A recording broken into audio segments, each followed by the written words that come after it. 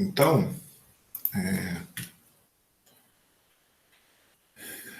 o que a gente vai fazer agora, né? Então, olhando todas esses ingredientes que a gente já viu, é determinar agora a curva do sistema. Lembra que a gente tinha a curva da bomba, né? Na parte passada da matéria. Agora a gente vai levantar a curva do sistema. Então, ela permite determinar como o head varia com a vazão, né?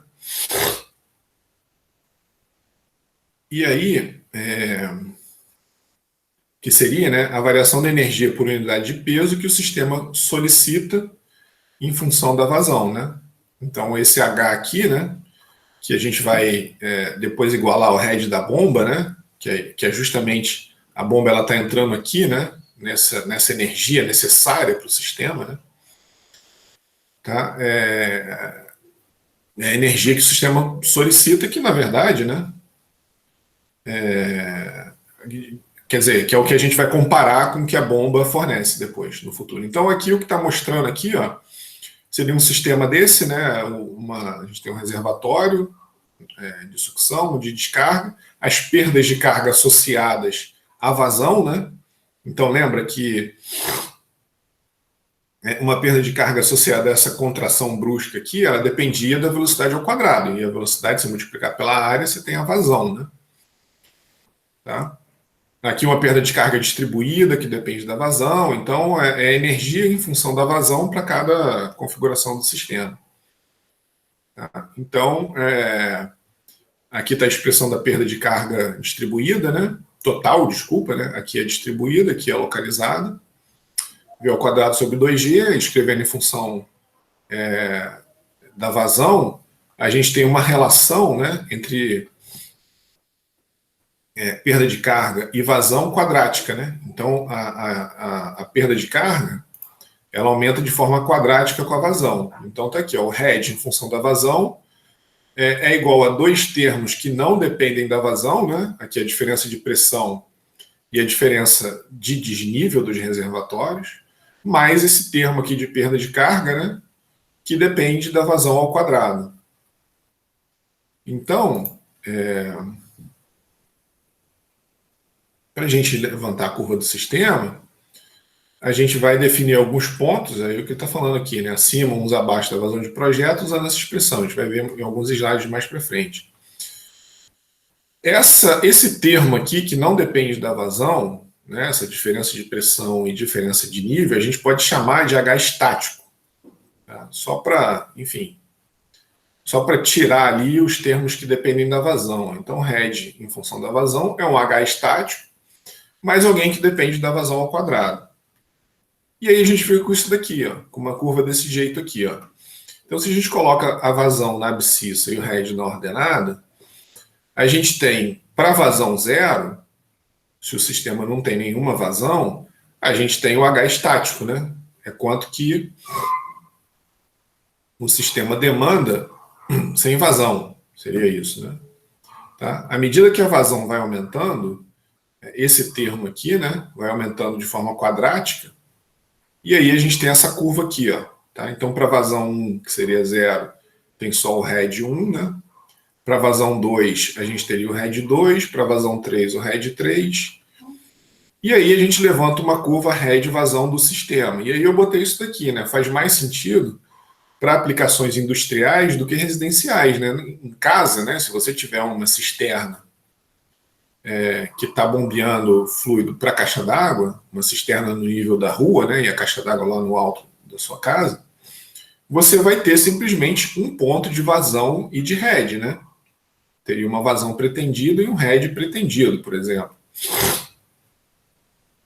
Numa aplicação industrial, tem diversos motivos para mudar, para fazer com que essa curva aqui varie. Por exemplo, a tubulação pode receber instrumentação em algum momento da vida, você pode ter que colocar um trocador de calor, sei lá, de repente a linha pode precisar aumentar por algum aumento de demanda. Então, numa aplicação industrial, esse tipo de curva aqui faz mais sentido. Você pode diminuir a vazão do sistema por algum motivo, né? Ou aumentar a demanda, ou você quer aumentar a produção. Então, existe uma curva head vazão para uma aplicação industrial que faz mais sentido do que para uma aplicação residencial, né? Que na residência, normalmente, se variar, varia muito pouco, né? Tá? Certo? Bom, isso daqui é uma maneira de determinar o head do sistema, né? A energia que o sistema está demandando, sem você precisar ter a instalação pronta, né? Você pode, sabendo a diferença de pressão, sabendo a diferença de nível, e estimando esses termos aqui de perda de carga, né? Estimando o fator de atrito lá do diagrama de Moody, estimando as perdas de carga localizadas, a gente pode levantar essa curva aqui. Inclusive, a sua planta não precisa estar pronta. Agora, se a planta estiver pronta, depois que a instalação está pronta, a gente pode avaliar o head, né, experimentalmente, como mostrado abaixo. Isso daqui a gente até viu lá na parte de curva da bomba, tinha até um sisteminha lá de levantamento de head da bomba, instrumentado, né? Eu até mostrei isso. Se vocês olharem aí na parte de curvas teóricas e experimentais das turbobombas, tem lá uma coisa parecida com isso, né? Então, como é que a gente faz isso daqui, ó? Se a gente aplicar o teorema do transporte de Reynolds, né, a primeira lei da termodinâmica aqui, na primeira lei da termodinâmica, né? Teorema do transporte de Reynolds, a primeira lei da termodinâmica. Então, entre a superfície livre aqui do reservatório de sucção e a descarga e a sucção da bomba, a gente fica com essa expressão aqui, ó, PS mais ES sobre VS ao quadrado sobre 2G, né, todos os termos de energia aqui, igual a PA mais EA mais VA ao quadrado sobre 2G, mais as perdas de carga no reservatório de sucção. Tá? Mais o VS é aproximadamente igual a zero, e se a gente colocar a nossa referência aqui na bomba, o ZA fica zero. Então a gente simplifica esse termo, fica com essa relação. Só que aqui, ó, o que eu estou falando? Ó? Que eu meço esses dois caras aqui, tá vendo aqui? Ó? É isso que eu estou querendo mostrar para vocês. Ó. Se eu medir esses dois caras, olha o que vai acontecer. Aqui, ó. Eu isolo eles aqui, né? Desse lado aqui da equação. E fico que a medida de PA e VA ao quadrado, né, que eu estou mostrando aqui, então aqui tem um medidor de vazão e aqui um medidor de pressão. Então, se eu medir esses dois caras, eu consigo caracterizar toda a linha de sucção. Tá vendo? Então, medindo PA e VA, a gente caracteriza. A gente tem o PS, ZS e a perda de carga na sucção. E a gente até pode chamar essa medida de HS, né, de um termo de energia disponível na sucção. E aí, instrumentando a linha, né, e medindo PA e VA, a gente tem a sucção totalmente caracterizada. Tá? Óbvio, né? Isso daqui, a linha já deve estar operando, né? Pronta e operando. E aí você consegue caracterizar toda a linha instrumentando ali vazão e pressão. Medida de vazão e pressão. Tá? Beleza? E aí, os medidores eles vão se ajustar em função da configuração do sistema. Se esse reservatório diminui, a medida de pressão aqui diminui, a medida de vazão diminui, né? Então, se ele aumenta também. Então, os termos aqui, esses dois termos de energia aqui, eles vão se ajustando, né? Em função do que está acontecendo, né? Se a pressão aumenta, se a pressão diminui, se a perda de carga diminui, essas medidas de pressão, elas vão se ajustando em função do que está acontecendo na sucção, tá? E a mesma coisa pode ser feita para o recalque, né? Ou para descarga, né? Tá? Pode fazer exatamente a mesma coisa, ó, aplicar a equação da energia entre o ponto B e a superfície livre aqui do reservatório de descarga. Mesmas hipóteses, né? Assumindo que é um reservatório grande, o VD aproximadamente igual a zero. A referência está aqui no nível da bomba, então o Z da bomba é zero. Então a gente fica com essa relação aqui, né? Pressão em B, né? Pressão na descarga da bomba mais a velocidade na descarga da bomba é igual a pressão em D mais o desnível, ZD aqui, né? Mais a perda de carga, né, entre a descarga da bomba e o reservatório de descarga. E a mesma coisa, ó, a gente isola aqui os termos que a gente mediu, né, PB e VB de um lado, E se a gente medir esses termos, eles são iguais a todos os termos de energia que o fluido passa até chegar lá na descarga. Então a gente pode chamar esse termo de uma energia necessária na descarga, né, um HD, e da mesma forma, medindo PB e VB, a linha de recálculo está caracterizada. As variações, né, o que eu quero dizer é que se houverem variações de pressão, de perda de carga e de desnível, esses medidores aqui, né, agora, né, esses dois medidores aqui vão acusar isso, né? Tá? Certo?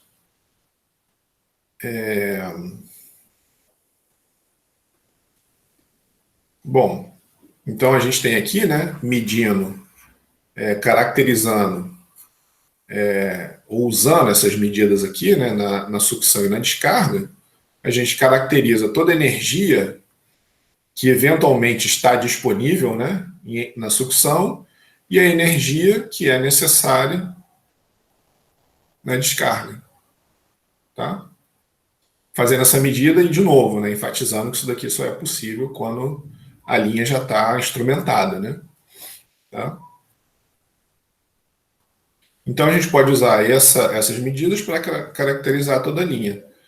E aí o que a gente faz? A gente subtrai a energia necessária em B da energia disponível em A, né? Que são esses termos aqui, ó, que a gente acabou de observar ali. Né? Então vai fornecer quanta energia o sistema precisa para vencer as alturas totais, né? O desnível Z ali, né? O ZD menos o CS, a perda de carga total, ou seja, a perda de carga na sucção a perda de carga na sucção e na descarga, e a diferença de energia cinética na vazão solicitada, ou seja, o head do sistema. Tá? Então eu consigo medir aqui, né, fazendo essas medidas aqui, eu tenho disponível head no sistema. Então, se a gente voltar lá no começo da aula, que eu fiz aquela lá atrás, né, no começo não dessa aula, mas dessa parte da matéria, que a gente disse que a altura manométrica do sistema, né, a altura manométrica total, é dado por uma diferença de energia, né, intuitivamente. Quanto que é necessário na descarga, menos, né, aí você subtrai do que já está disponível na sucção, somando com as perdas de carga ao longo da linha toda. Então a gente consegue voltar aqui nessa ideia intuitiva, ó, e fazer a diferença entre as duas. Né? Se eu medir aqui PB e PA, né, o VB e o VA, né, por esses medidores, eu consigo determinar o head medindo. E esses termos aqui, ó, vão ser iguais, né, se a gente voltar aqui, né, eles vão ser iguais a todos os termos que existem de energia na sucção e na descarga. Tá? A pressão no reservatório, o desnível e a perda de carga. Tá? Isso na descarga e isso na sucção. Certo? Então aqui, né, a gente consegue determinar o head medindo, né? Tá? Medindo esses dois caras, de novo, né? Óbvio, se a linha já estiver no local e instrumentada. Tá?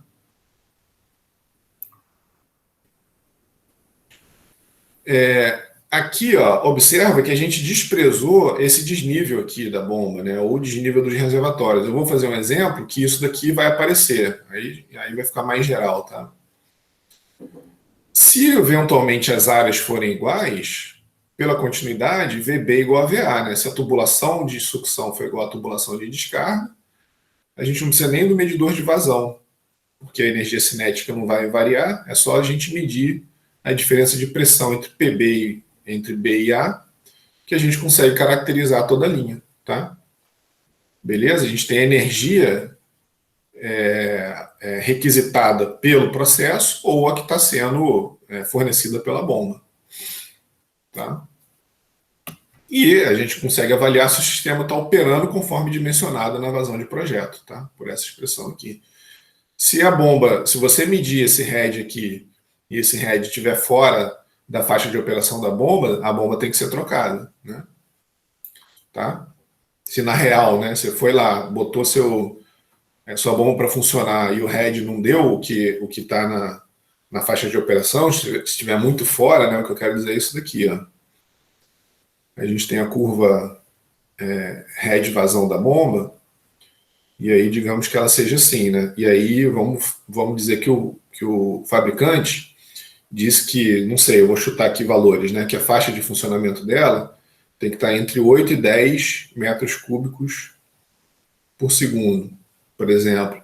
Se você mediu lá essa diferença de pressão e deu 5, significa que a sua bomba está correndo um sério risco de se danificar, né, de ter uma vida útil curta.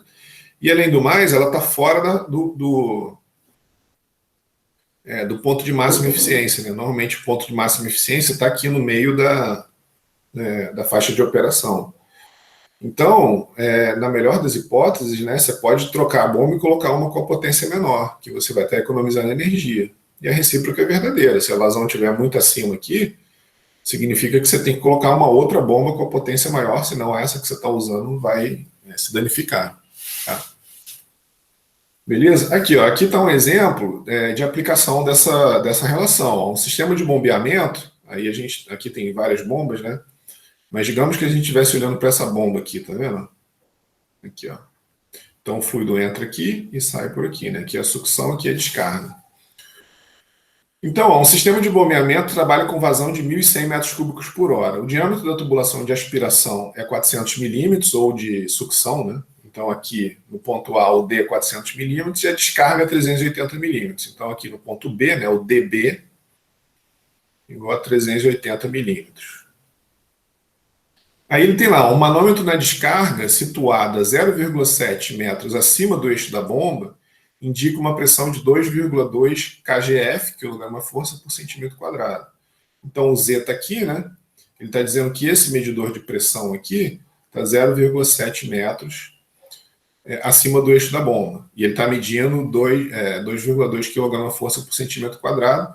E um vacuômetro situado na sucção, instalado 0,25 metros abaixo do eixo da bomba, né? Então aqui, enfim, essa foto não está abaixo, né? Mas imagina que essa tubulação descesse aqui, né? Tá? Ou, eventualmente, ela vem reta aqui, desce, mas aí o seu medidor de pressão, o vacuômetro, está aqui 0,25 metros aqui, ó, abaixo do eixo da bomba, tá? Então, em vez de ele estar aqui, ele estaria eventualmente ali para baixo, tá? Então, está medindo 0,3 kg/força por centímetro quadrado de vácuo, tá? Então, ele quer saber a altura manométrica do sistema em metro de coluna d'água, né? Ou em metros, né? Assumindo que toda a nossa expressão foi dividida por G aqui, certo? Aqui, tá? Então, se o rendimento da bomba for 68%, ele quer saber qual a potência absorvida no eixo. Tá? Então, para isso, ó, como a gente tem a linha toda instrumentada, a diferença de energia ela é dada pela diferença de medida ali, ó, de pressão, de velocidade, e aqui, no caso, como os medidores não estão no mesmo nível, ó, de altura também dos medidores, ó, ZA menos ZB. Tá? E lembra que a potência absorvida, né, é a potência cedida sobre a eficiência, a potência cedida por fluido, né, pelas nossas relações lá que a gente obteve do teorema do transporte de Reynolds, né, tanto para a quantidade de movimento angular quanto para a primeira lei da termodinâmica, a gente chegou nessa relação aqui, que o head é o gama, que é H, né, a vazão é o peso específico, vezes a vazão volumétrica, vezes o head, vezes quanto de energia, que é justamente esse head aqui, né, quanto de energia que a bomba está fornecendo, tá, sobre a eficiência da bomba, certo? Aí aqui só uma conversão, né? 1 kg/força é o peso de 1 kg no nível do mar, então 1 kg/força é 9,807 newtons, só para fazer essa conversão, né? Bom, então a altura manométrica do sistema vai ser dada por essa relação, está tudo medido, né? Aqui, de forma geral, eu prefiro passar as pressões para absoluta, só para não ter erro de sinal, né? Então eu tenho aqui 2,2, aí estou multiplicando por 9,807 para passar quilograma-força para Newton, e estou dividindo por 10 a menos 4 para passar centímetro quadrado para metro quadrado. Então isso deu 215.754 pascal manométrico, né? E aí somando com a pressão atmosférica, eu tenho a pressão absoluta, que está sendo medida no manômetro ali, né? Na descarga. E da mesma forma, para a sucção, né, a gente tem 29.421 manométrico, né, o vácuo aqui, né, de vácuo. E aí a gente tem que subtrair da pressão atmosférica, deu 71.579 Pascal absoluto. Então aqui a gente tem a diferença de pressão, a diferença de altura que foi dado, né? Então ele está dizendo que o manômetro na sucção está 0,25 metros abaixo, então tem um menos aqui. E aí já tinha um menos da diferença ali, né? Menos EB, 0,7 está aqui, né? Tá? E a gente tem que saber a diferença entre as velocidades na sucção e na descarga. Então é obtido pela vazão, que é dado, né? E o diâmetro nos tubos aqui. A vazão é dada. E a área de cada tubo é diferente, né? Aqui a gente vai ter uma diferença de energia cinética, a gente cortou em alguns casos aí para trás, mas como o diâmetro do tubo varia de 380 para 400, então a gente tem que calcular essa, na verdade, na sucção 400, na descarga 380, né? Então o VB, que aqui é a minha descarga, então o B é a descarga, de 380, é a vazão de 1.100 metros cúbicos por hora, numa tubulação de 380 milímetros, e a velocidade na sucção é uma vazão de 1.100 metros cúbicos por hora em um tubo de 400 milímetros de diâmetro. Tá? Então, trivial aqui, né? Só fazer a velocidade, né? VB, vazão sobre a área em B. Aí aqui estou passando metros cúbicos por hora para metro cúbico por segundo, então divido por 3.600, né? Uma hora tem 3.600 segundos. E aí a área em B, né? Joguei o 4 para cima porque πd2 sobre 4, né? Aqui, ó, πd2, 380 para metro, e o sobre 4 aqui da área, né? Eu joguei ele para cima, tá? Então ele foi para cima, então 4 vezes vazão volumétrica sobre πd2. Então VB 2,69 metros por segundo e é o mesmo procedimento para o VA, 2,43 metros por segundo, tá? Beleza?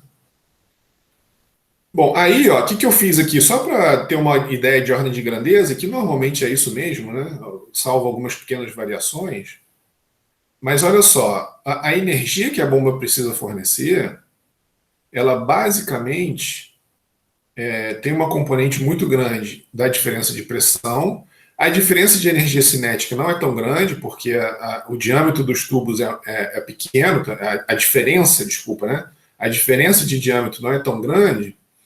Então, observa que só 0,4% da energia que a bomba precisa fornecer vem da diferença de energia cinética. E nesse caso aqui, né, como os medidores estão num desnível muito pequenininho, só 3,6% que é desse termo aqui de energia. Então, a maior parte é da pressão mesmo que a bomba está fornecendo. Então, 26, a energia que essa bomba está fornecendo é de 26,4 metros. Então, o head que ela fornece, né, isso medido, né, com os termos medidos ali na sucção e na descarga, né, então esse sistema está demandando 26,4 metros e a gente tem que ter uma bomba que forneça 26,4 metros, onde o ponto de máxima eficiência dela, né, seja 26,4 metros, na vazão de 1.100 metros cúbicos por hora. Ou então, se você dividir, né, por 3.600, você vai ter ali em metros cúbicos por segundo. Né? Então, você tem que ir lá no seu catálogo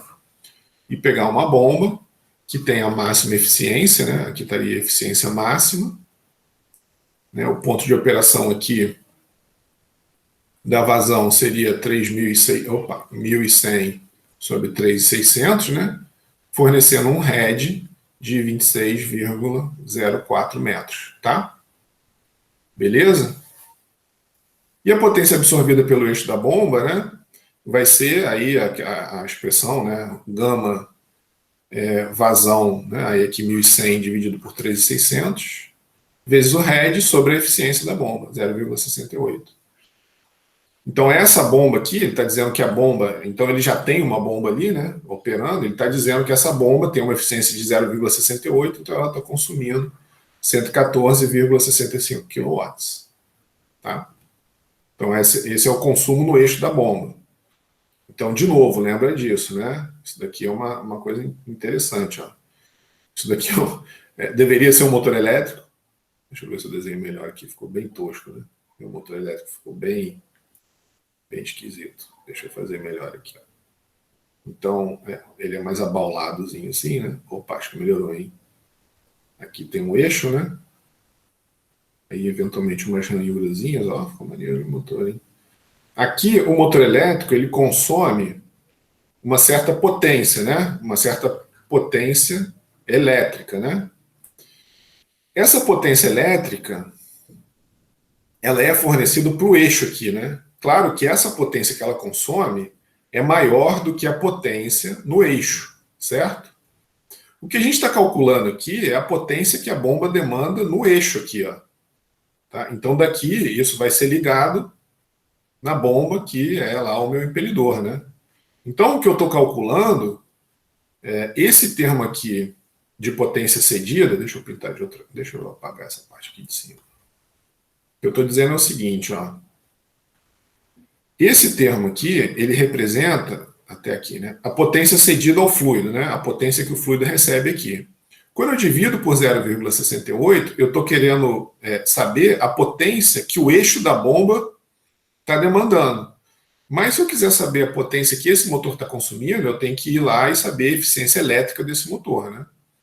Tá? Então, no final das contas, o consumo elétrico vai ser um pouquinho maior que esse, porque a gente ainda tem que levar em conta a eficiência elétrica do motor elétrico, né? Tá? Isso daqui, né, essa potência absorvida que a gente normalmente calcula, é no eixo da bomba, tá? Se for uma bomba, se for esses catálogos comerciais, né, que a gente vê de bomba residencial, a potência que está mostrando lá já é a potência elétrica, né? Nesse caso aqui, nessa conta que a gente está fazendo, essa eficiência aqui da bomba seria, né? Eu estou indicando que é uma potência no eixo da bomba, a menos que eu diga, olha, essa eficiência global já está levando em conta a eficiência do motor elétrico. Aí tudo bem, aí é uma potência lá na ponta mesmo de consumo de energia elétrica, tá? Beleza? Alguma dúvida aí nesse exemplo aqui que a gente fez? Tranquilo, né?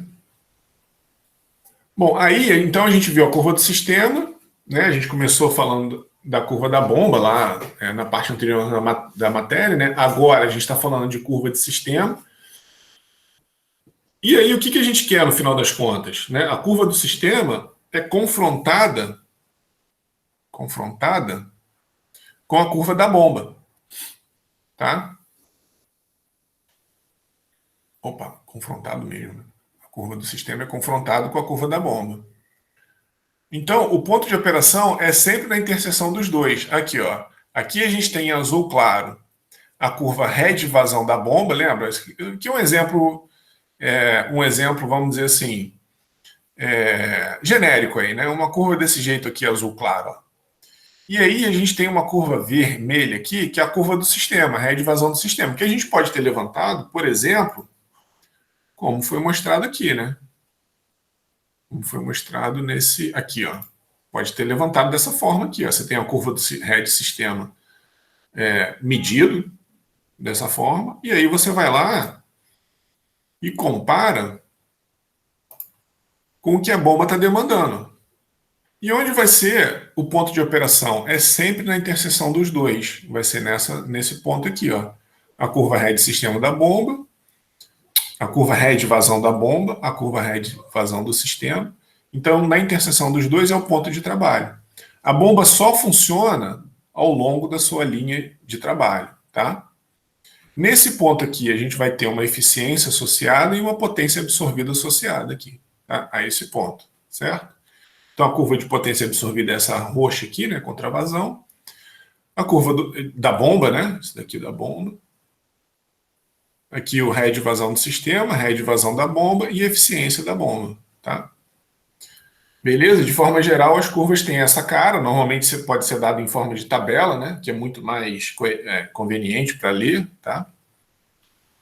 E aí, ó, a curva do sistema é o head líquido requerido e a curva da bomba é o head líquido disponível, tá?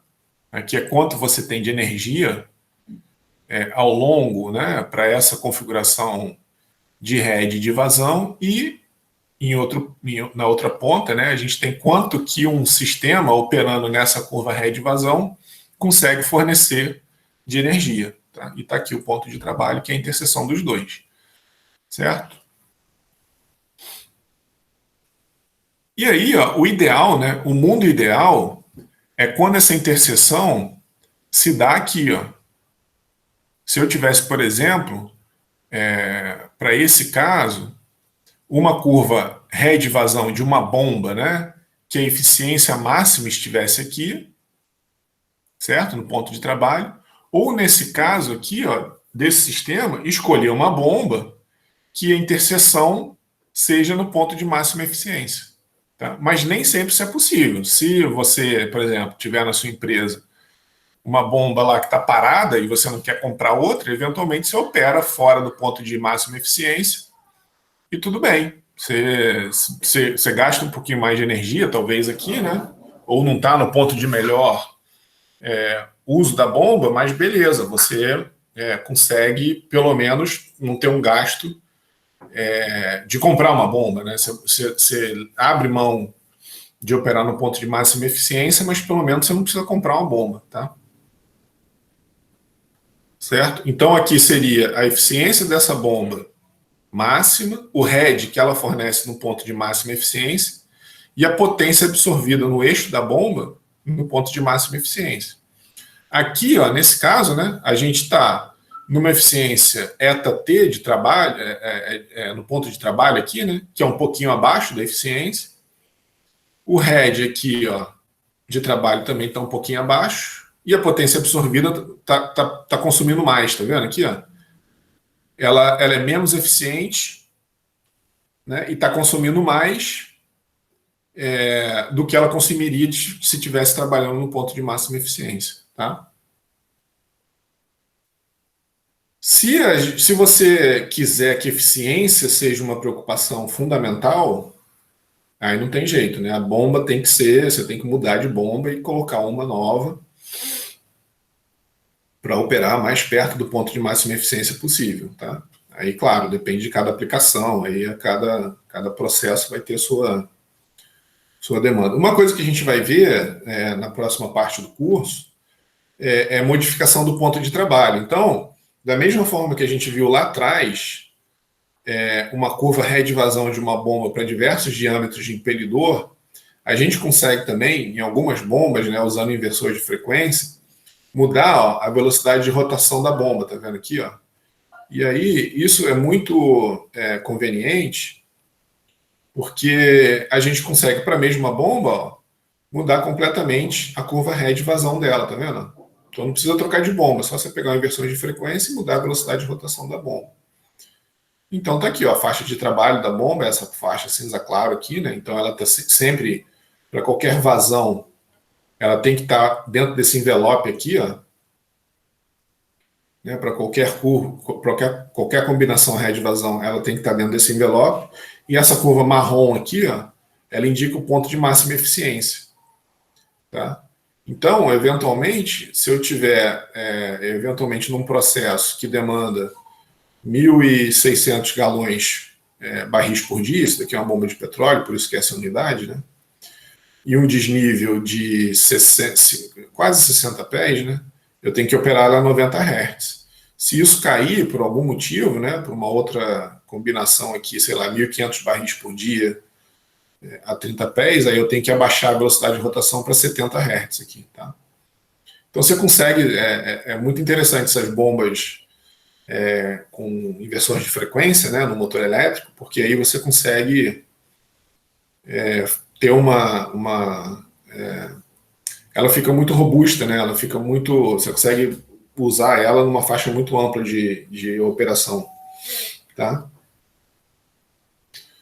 Isso a gente já falou, né? Tem situações, tem curvas de bomba que você tem dois pontos de trabalho, isso tem que ser evitado no máximo possível, né? Porque isso traz muitas instabilidades. Isso eu já vi em alguns livros, né? Essa configuração, mas e até onde eu li, isso é interessante porque esse tipo de bomba pode fornecer uma eficiência grande, um impelidor que forneça uma curva dessa. Mas ela tem que ser evitada porque o sistema fica procurando, né? Naturalmente, ele vai trabalhar no ponto de interseção das duas, e aí o sistema fica procurando o ponto de trabalho, dois pontos de vazão muito diferentes aqui, né? Então, esse tipo de bomba é usado em algumas situações específicas, que eu não sei, sinceramente, quais são, mas se algum dia vocês se confrontarem com um tipo de curva desse, tem que tomar muito cuidado, tá? Porque ela pode ficar... Isso é muito ruim, né? Uma linha que fica numa faixa de vazão muito grande, assim, ó, variando muito, pode dar um problema muito grande. Então, você tem que ter certeza que ela vai ficar aqui e você não vai ter nenhum motivo que faça a curva da bomba mudar e depois pular, de repente, para lá, né? E depois tentar voltar para cá. Então, o seu processo tem que estar muito bem... tem que ser muito bem estável, né? Ele não pode ficar variando, você não pode ficar fechando válvula ou abrindo válvula ou coisa desse tipo, porque ele pode ficar variando muito ali, tá? Bom, então aí a gente vai ver a questão da seleção de bomba, né? Então, se a linha estiver no local e já instrumentada, a gente vai lá e mede, né, as pressões e as vazões, que a gente tem a linha totalmente caracterizada. Se as áreas forem iguais, a gente simplesmente precisa medir só a diferença de pressão. Aí a gente vai no catálogo e procura uma bomba que forneça o head de trabalho, que é dado aqui por essa relação medida, né? Aqui, né? Para vazão desejada. Tá? Então você vai lá no catálogo, na medida do possível, procura estar perto do ponto de máxima eficiência. Tá? Então aqui está o head vazão do sistema. Né? Você pode levantar uma curva se quiser, né? E variando as condições do sistema para levantar uma curva, mas aqui eu estou indicando como um ponto, né? Como se fosse, sei lá, eventualmente a sua casa, né? Então você tem um ponto de head vazão ali, que você está muito bem, vamos dizer assim, definido, né? Se você está se a linha está no local sem instrumento, ou se a gente está na fase de projeto, aí não tem jeito, né? A gente tem que estimar esse tipo de o head do sistema em função da vazão, e aí esse tipo de curva aqui, né? E a mesma coisa, a gente vai no catálogo, procura uma bomba que forneça o head de trabalho para vazão desejada. Mas agora o head é calculado, né? Com todas as suas incertezas associadas aí, né? Tá? E aí a mesma coisa, a gente vai lá, tem um head de trabalho, uma vazão de trabalho, e procura uma bomba que, na medida do possível, esteja perto do ponto de máxima eficiência da bomba, tá? Certo? Beleza? Eu não vou fazer esse exercício agora com vocês, porque ele é um pouco demorado, eu gosto de abrir o catálogo aqui para a gente dar uma olhada, e já são 15 para as 10, ele vai ficar meio cortado. Então amanhã a gente começa a aula fazendo esse exercício aqui, tá? Eu peguei O que eu fiz aqui? Ó? Eu peguei o exemplo do catálogo da Schneider, que tem lá, tem muitos fabricantes de bomba, né? Eu peguei um específico aí, né?